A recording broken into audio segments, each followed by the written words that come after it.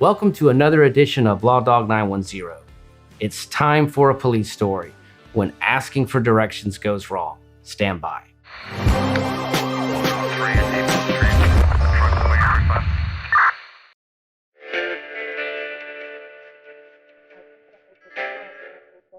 In the late 1990s, I was working as a deputy with the sheriff's office when I got a call to respond to a hit and run with property damage. Now, let me tell you, when you're a deputy on the street, handling calls for service, you deal with circumstances and situations that sometimes just leave you scratching your head. At times, there's this synchronicity of events that comes together and things happen, and you ask yourself, what are the odds? You can't make this stuff up. This is one of those stories. Now, once I got this call to handle this hit and run with property damage, already I'm in a bad mood because I don't like handling hit and runs, much less traffic crashes. But here I was responding to an area that I'm familiar with. It's on the west side. And as I'm responding, the dispatcher is updating me, saying they're getting several 911 calls about a big semi truck that did a crazy turnaround in a neighborhood, knocking down a telephone pole and knocking out internet service and phone service for the entire neighborhood. Well, I arrive, and sure enough, it's a residential area. It's got a small road that's 2 lanes. It is close to Interstate 10, but in all my years of patrolling this area, I've never seen a semi-truck on this road. And when I get there, I'm assessing the damage, and I'm like, did a tornado come through here? Because I've got a knockdown telephone pole, I've got wires on the ground, I have damaged houses where when the pole fell down, it actually ripped wires out of the structure. I've got damage to personal property, I've got damage to city property. It's mayhem. And of course, as I pull up, I am swarmed or inundated by the residents who come up to my patrol vehicle, and they all have the same story. Officer, I saw everything. There was a big semi truck who did a crazy turnaround, and when he backed up, he hit the telephone pole, knocking it over, and he then fled the scene.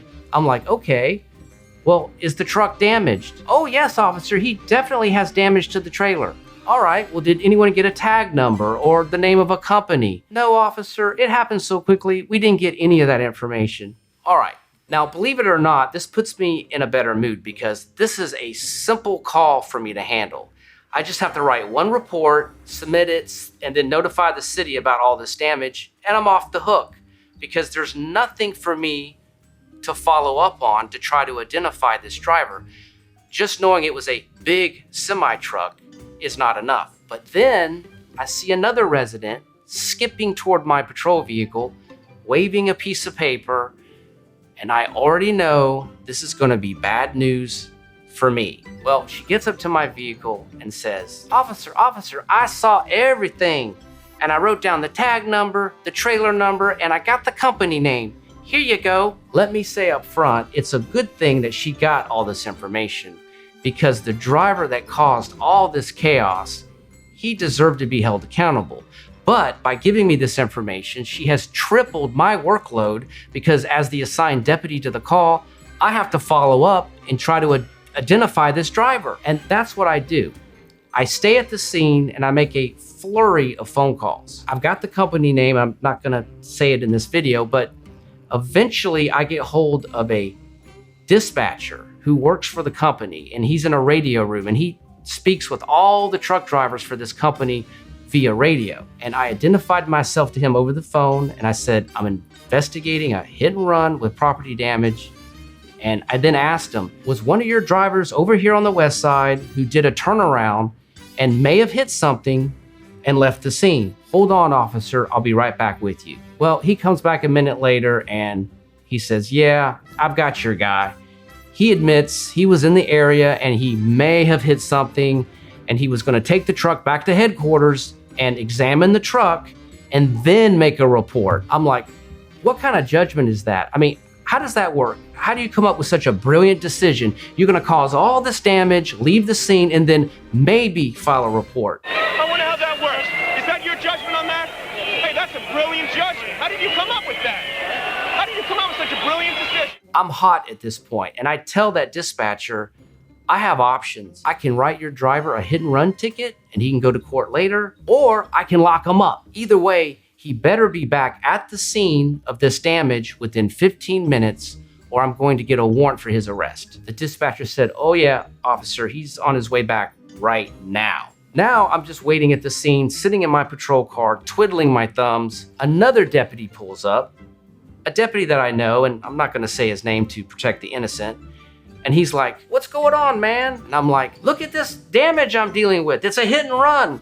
But the good news is, I've identified the driver and he's on his way back. The other deputy chimes in, "Man, I am sick and tired of these hit and runs." And I'm like, "Amen, brother." Well, the other deputy decides to hang out with me and we're shooting the breeze. When about 10 minutes later, first we hear and then we see a big semi-truck coming down this road. He stops short, the driver gets out. I remember he had a cigarette hanging from his lips. He's walking towards us, and the other deputy and I briskly approach, and I just remember removing the cigarette from his lips and throwing it on the ground, pointing at his chest and saying, "You give me one reason why I don't lock you up right now. Look at all this damage you've caused, and then you leave the scene." Now, while I'm letting into this guy, he stays completely silent.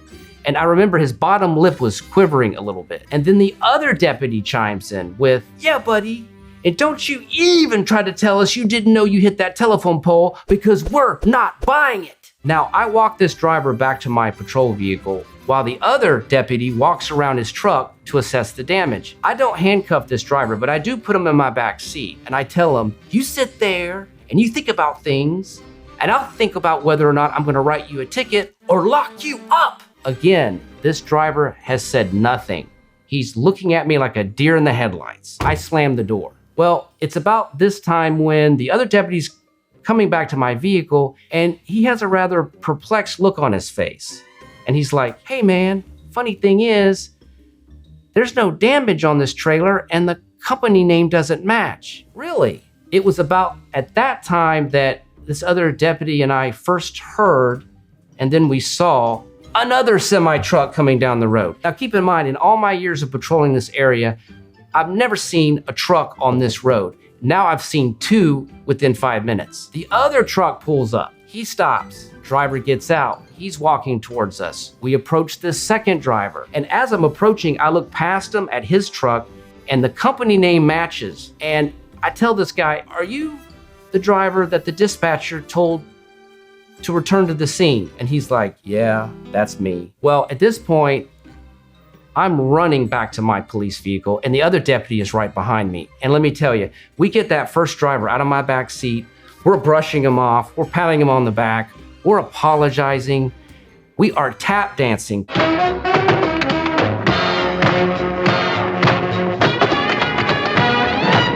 Putting on a show, trying to avoid a complaint that could trigger an internal affairs investigation.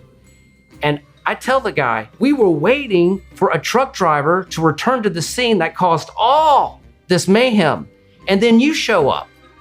What in the hell are you even doing here?" And he says, "I was lost and I was gonna ask you boys for directions." Then I ask him, "Why didn't you interrupt me? Why did you not cut me off mid-sentence when you should have known I was talking to the wrong person?" And he said, "You boys seemed so angry, I was scared to say anything." Well, he got his directions. In fact, he got the best customer service that city government could buy, which is not very good. And he left happy because, as far as I know, he never did file a complaint because I was never summoned down to the internal affairs office to answer any questions, at least about this call. Oh, well. In the meantime, I dealt with the other driver and I was a bit more humble. He just got a ticket and he was sent on his way. And that's the story. Again, you just can't make this stuff up. If you enjoyed this video, be sure to hit the like button. Feel free to subscribe. There may be additional police stories. In the meantime, maintain your situational awareness, stay alert, stay classy, and most importantly, don't make assumptions. Until next time.